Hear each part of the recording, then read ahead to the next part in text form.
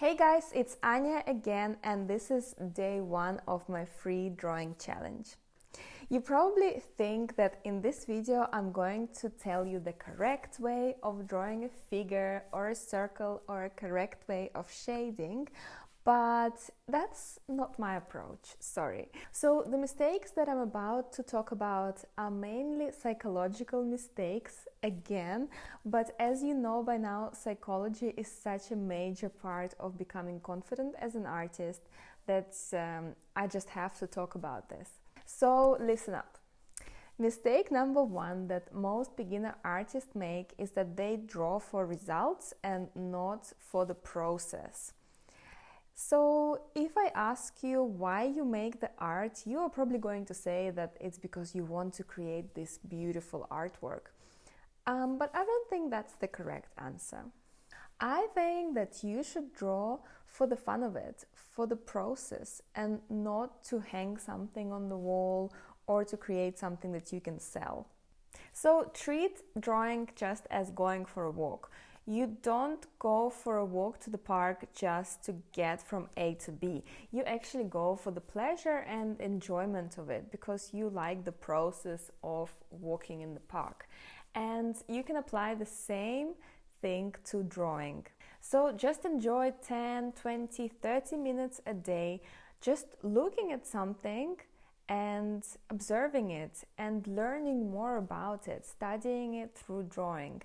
This is what's the fun meditative part of drawing is.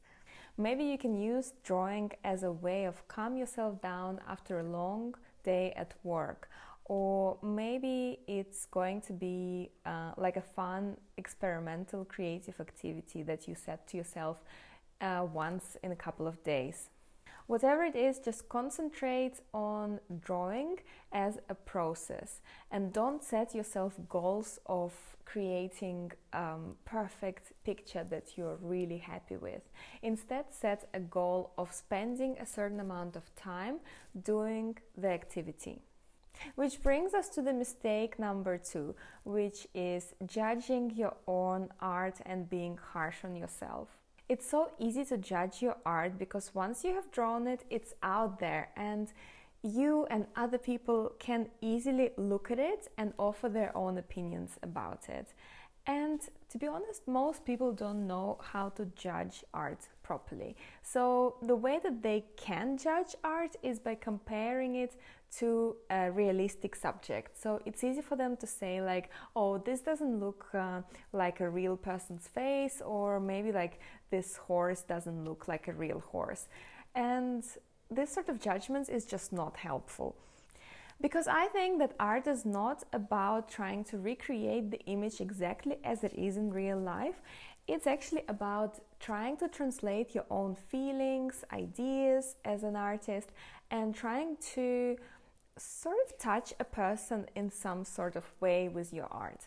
So if you're the kind of person who draws something and then they really hate it, like they tear the paper apart, they throw it in the bin, and they just beat themselves up, I have really bad news for you. This is not going to help you to become a confident artist, because it's normal to create work that doesn't work. It's normal to make mistakes, and actually that's how you grow and how you learn what you like as an artist. No one just sits down and draws a masterpiece. That's just not normal. If you want to become fit, for example, you go to the gym regularly. You don't expect to just sit down in 20 minutes and have the perfect body of your dreams, do you? So it's the same about drawing. And the mistake number three that most artists make at some point is comparing themselves to other people. Right now we're surrounded by millions of images and millions of artworks on social media and the internet. And we're bound to see some work that's going to be better than ours. And this can be very toxic and detrimental because it makes us feel not good enough about our own achievements. And it can actually stop you from even trying at art, because you just think, I'm never going to be able to draw like this, or this person is so successful, they've got everything, and I just keep trying and it's not happening. And then some people can just give up. But something that you need to understand is that if you have a mindset of comparing yourself with others, this mindset is never going to change. Even when you start making commissions, or even when you start creating some really amazing works of art, if that's your mindset, you're still going to be looking for more people to compare yourselves with. So it's going to be like a never-ending struggle. You just have to accept that those people you're comparing yourself with, they have completely different life circumstances. Maybe they have been doing this for much longer than you. Maybe they had a very different support. You never know what's in those persons' lives. And you know, sometimes you might look at a person and think that they're perfect and everything in their life is perfect, but actually that person can also be experiencing exactly the same insecurities as you do.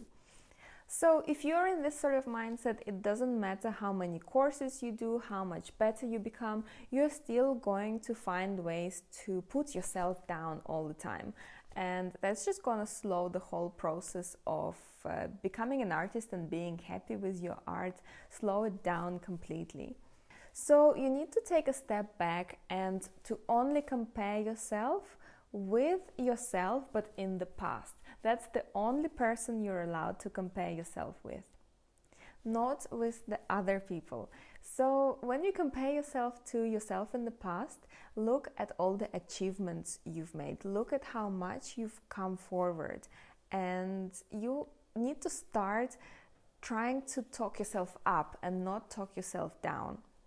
I really hope that you found this video useful, and I'll see you in the next video where I will draw about 3 practical tips that will help you to start drawing.